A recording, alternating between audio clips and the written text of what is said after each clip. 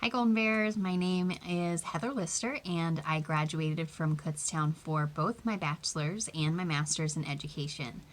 I was a teacher for several years and now I am the Chief Education Officer at Construct Learning, a STEM and maker education consultancy and professional development provider.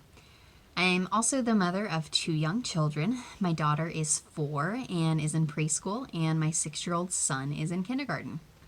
Today, I'm here to give you some tips, both as an educator and as a parent, in dealing with our new environment. First and foremost, cut yourself and others around you some slack. I do a great deal of work with trauma-informed learning, and while we may not want to think of this as that, we are absolutely living through a traumatic period that we will likely never forget. When we are living in a state of trauma, we tend to behave differently. Just remember that every action or behavior is an indication of a need. Even as babies, when we cry, we need to be fed or need attention. Parents may notice that your child is acting differently.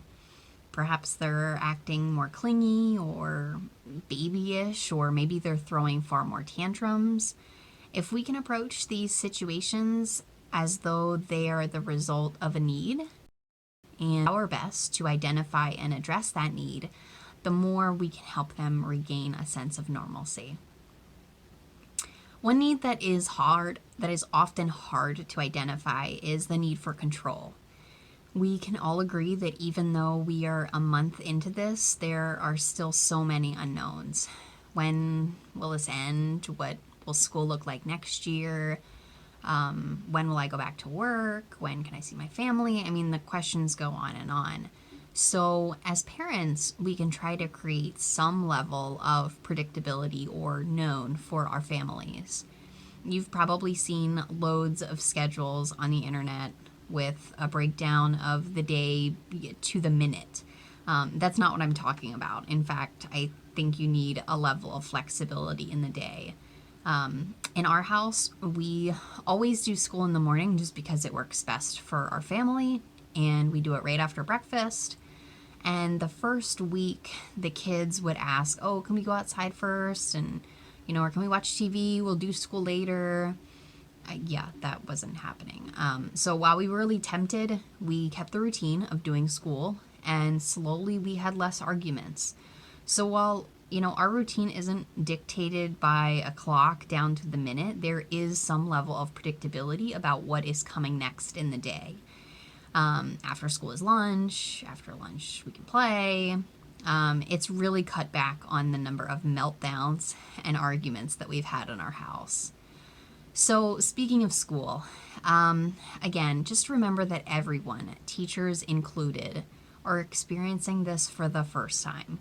Many have never had any training in online learning, and even for those that have had training in online learning, this isn't online learning. Many teachers left their classroom one day thinking that they would come back the next. And here we are, schools are closed for the rest of the year. My son, he's still learning how to read. He really can't do a lot of this stuff independently. But if there's one thing that I can suggest, is that to stay in contact with your teacher. If you're struggling, if your child is struggling, if you don't quite understand what it is that you or your child needs to be doing, communicate with them. I know as a teacher, I would just assume that if I'm not hearing anything, that everything is well. So I can't help you unless I know you need help. So the more contact in terms of if you're struggling, let us know. But also, with that in mind, keep in mind we are new to this too. We're figuring this out alongside of you.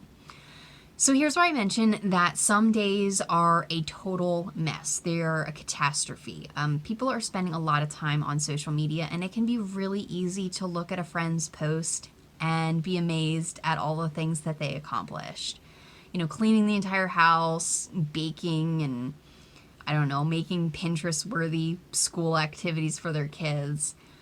Just remember that people aren't posting about the days that are disastrous. They're not sharing about the meltdowns, the fights to do schoolwork, They're not posting about the day that they only took 300 steps and binged watched a whole series on Netflix. But just because they're not posting about it doesn't mean that they're not happening and that they're not real. They're absolutely happening. I'm participating in that. The last piece of advice I would offer is for those of you that are new to working at home remotely. I've been working remotely for 4 years, and it was a really rough and ugly start. Most people immediately assume that working from home is hard because of all of the temptations around you. I personally was never tempted by the pile of laundry or the other chores to do. My problem was the complete opposite. My problem was that I worked all the time. The issue was never leaving work, so I never stopped working. Now, I know this isn't possible in every situation, but if you can, create a space for work and only work, not work and your bed or work and the kitchen table. Try to create a unique space for work so that you really can leave work. This is also true for setting hours. If your work allows, set those hours for when it works best for you and your family. I'm not useful in the morning. I will be the first to admit that, which works well because that's when I'm helping my kids with school. Each person has their peak hours when they're most productive and creative, and if you can, work during those times and try to stop forcing yourself to get things done when you aren't in the right headspace. I actually use a browser extension to track the amount of time that I work and how much time I spend on various tasks. It can be really eye-opening to see how much time you're spending on certain things. Going back to what I was saying in the beginning, cut yourself and others around you some slack. This situation is new to everybody. We're all figuring this out. Yeah, school and work are still happening for some of us, but we're also living through a global pandemic, and a lot of things are easier said than done. As a small business owner, I was hit hard financially by all of this, and it can be really hard not to lose sight of the most important thing that we can do right now, and that is to stay safe. So I hope these little tidbits of information offer some support for you in this time of uncertainty. You are more than welcome to reach out to me with any questions, but be well, be safe, and take care.